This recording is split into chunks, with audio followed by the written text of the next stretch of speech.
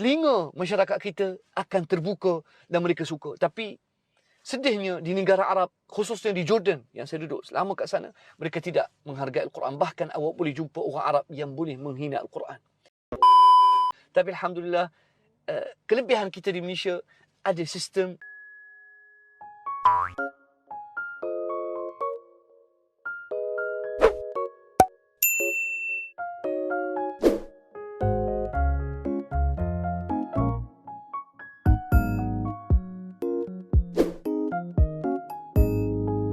Assalamualaikum, Elsa di sini. Hai guys, hai semua, halo tetangga. Gimana kabar teman-teman semua? Semoga sehat selalu, semoga bahagia selalu, dan semoga hari-harinya selalu good day. Selamat datang di channel YouTube Elsa Widianti Putri. Hari ini aku bakalan nge-reaction 3 perkara paling indah mengenai orang Islam di Malaysia. Sebagai orang Islam, aku juga sangat-sangat ingin mengetahui sisi paling indah seperti apa yang dimiliki oleh orang Malaysia, terutama orang Islam ya, dalam konteks ini gitu. Tapi sebelum dimulai video reaksinya, seperti biasa aku mengejakin teman-teman semua dulu untuk subscribe channel ini dan aktifkan lonceng notifikasinya supaya tidak ketinggalan updatean terbaru dari channel ini. Dan bagi teman-teman yang mau request, bisa banget DM di Instagram aku di @elsawidiantiputri. Kalau mau follow silahkan di follow. Videonya diupload dalam channel Ilmu Islam. Langsung aja di subscribe guys. Yaudah, tanpa berlama-lama, tanpa membuang masa, jomlah kita mulai video reactionnya. Are you ready? Let's go.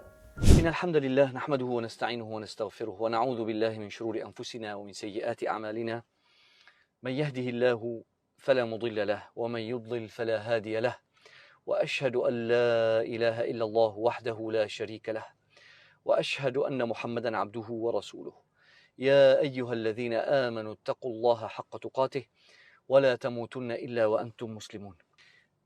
Jadi subhanallah, bila saya tengok keadaan umat Islam di negara Arab, Jordan, Palestin, hatta Palestin, yang mereka tidak boleh membezakan antara Muslim dan kafir. Ya, ada 3 perkara yang terlintas dalam fikrah saya. 3 perkara ini yang menyebabkan saya begitu semangat berkobar-kobar kan? Berkobar. Semangat yang berkobar-kobar nak cerita 3 perkara yang paling indah mengenai akidah umat Islam di Malaysia, supaya teman-teman dan semua sahabat yang sedang dengar ni supaya menghargai kedudukan kita di Malaysia dan pegang utuh dengan 3 perkara. Yang pertama, insya-Allah, yang pertama mengenai akidah, perbezaan antara Muslim dan kafir. Yang ni orang Islam kita di Malaysia memang faham, tapi banyak umat Islam di negara Arab tak faham sampai sekarang. Yang kedua, pencintaan orang Islam kita di Malaysia terhadap Quran. Walaupun orang Islam kita kat Malaysia ni belum lagi mencintai ataupun tidak memahami sunnah, tapi mereka cinta Al-Quran. Dan apa benda berkaitan Al-Quran, orang Islam di Malaysia suka sangat dan mereka tidak akan bantah.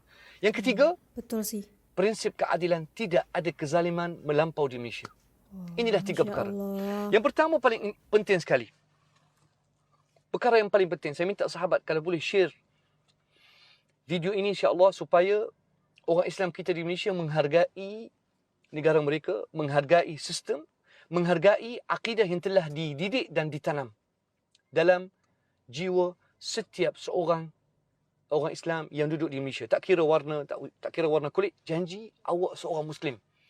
Sebab, yang pertama, perkara yang paling indah, perkara yang paling istimewa, perkara yang paling menenangkan hati saya mengenai orang Islam di Malaysia.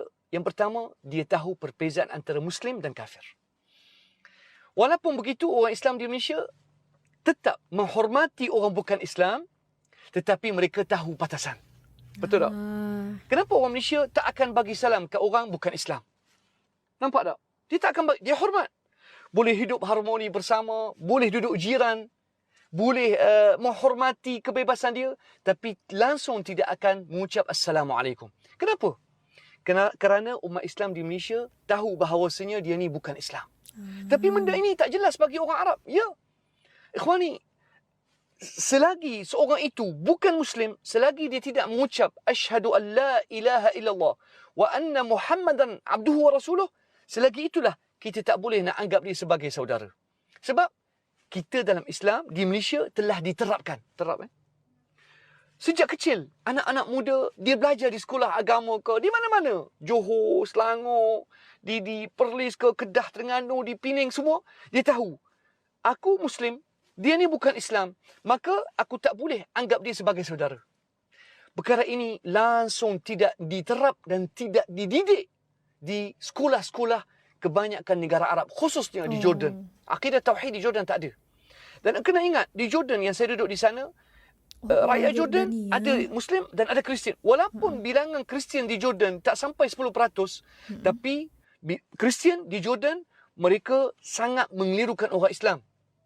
Contoh, bila seorang Kristian meninggal dunia, orang paling awal pergi mengucap takziah adalah orang Islam. Sedangkan tak boleh. Bila orang kafir, bila meninggal dunia, awak tak boleh mengucapkan sebarang perkataan seperti rahimahullah. Tak boleh. Mengucapkan rahimahullah tak boleh. Mengucap takziah ke orang kafir tak boleh, tuan. Sebab Allah Subhanahu Wa Taala dah sebut dalam surah At-Taubah. Allah kata apa? ما كان للنبي والذين آمنوا أن يستغفروا للمشركين ولو كانوا أولي قربى من بعد ما تبين لهم أنهم أصحاب الجحيم ما كان للنبي والذين آمنوا أن يستغفروا للمشركين. Tidak boleh bagi Nabi Muhammad sallallahu alaihi wasallam.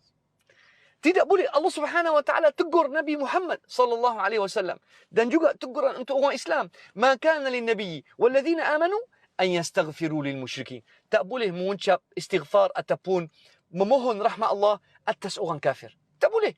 Kerana Allah Subhanahu wa taala larang. Dan Rasulullah sallallahu alaihi wasallam larang juga kita istighfar untuk orang musyrik.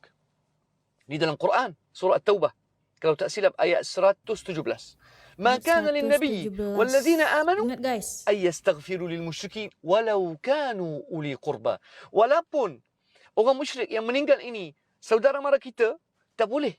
Kita boleh buat baik terhadap dia di dunia masa dia hidup, tapi bila dia meninggal kita tak boleh istighfar ataupun tak boleh memohon rahmat Allah atas dia sebab dia bukan orang Islam. Tengok, yang ni sangat jelas di Malaysia, alhamdulillah. Di mana orang Islam kita di Malaysia, dia tahu di mana batasan dia. Tapi di negara Arab, kalau orang Kristian meninggal, orang Arab, orang Islam sendiri pergi mengucap ataupun memohon rahmat ataupun memohon istighfar, memohon pengampunan untuk orang yang bukan Islam. Dan inilah yang paling indah di Malaysia. Di mana orang Islam di Malaysia dia tahu. Aku Muslim, dia Kristian. Tak boleh. Inilah satu perkara yang sangat indah. Mudah-mudahan Allah Subhanahu Wa Taala kekalkan perkara ini. Amin. Sebab tu Allah Subhanahu Wa Taala sebut juga dalam ayat seterusnya, وَمَا كَانَ إِسْتِغْفَارُ إِبْرَاهِيمَ لِأَبِيهِ إِلَّا عَنْ مَوْعِدَةٍ وَعَدَهَا إِيَّاهُ فَلَمَّا تَبَيَّنَ لَهُ أَنَّهُ عَدُوٌّ لِلَّهِ تَبَرَّأَ مِنْهُ إِنَّ إِبْرَاهِيمَ لَأَوَّاهٌ حَلِيمٌ. Sama juga Nabi Ibrahim AS. Permulaan Nabi Ibrahim AS, mula-mula Nabi Ibrahim memohon pengampunan untuk ayah dia. Tapi bila dah jelas bahawasanya ayah dia, Nabi Ibrahim, bila telah terang bahawasanya ayah dia bukan seorang yang sayang Allah, bila falamma tabayyana lahu annahu aduwwun lillah. Bila Allah Subhanahu wa taala jelaskan kepada Nabi Ibrahim bahawasanya ayah engkau wahai Nabi Ibrahim bukan seorang yang sayang Allah, dia musuh Allah, tabarra'a min. Nabi Ibrahim telah putuskan silaturrahim dengan ayah dia sendiri.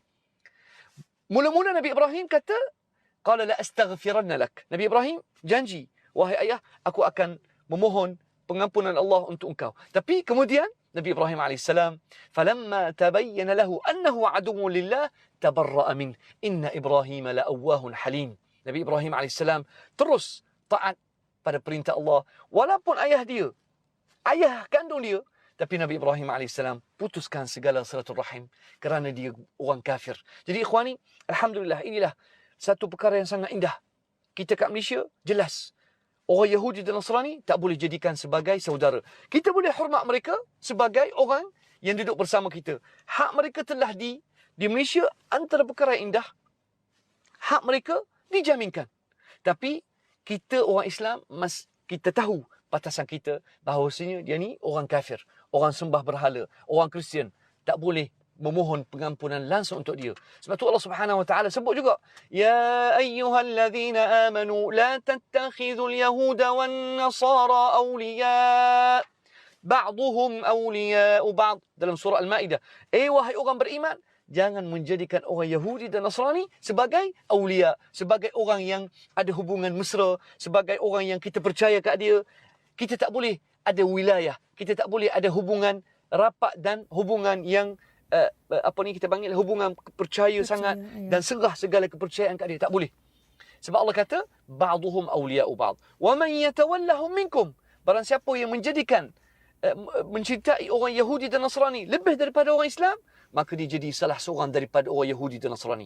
Sebab itulah alhamdulillah perkara ini sangat jelas dan sangat indah di Malaysia. Jadi jelas insya-Allah.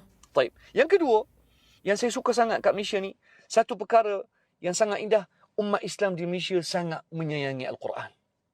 Kita bila baca Al-Quran, walaupun masyarakat Islam kita, orang Melayu kita, walaupun mereka tak faham Al-Quran, tapi mereka boleh disayang.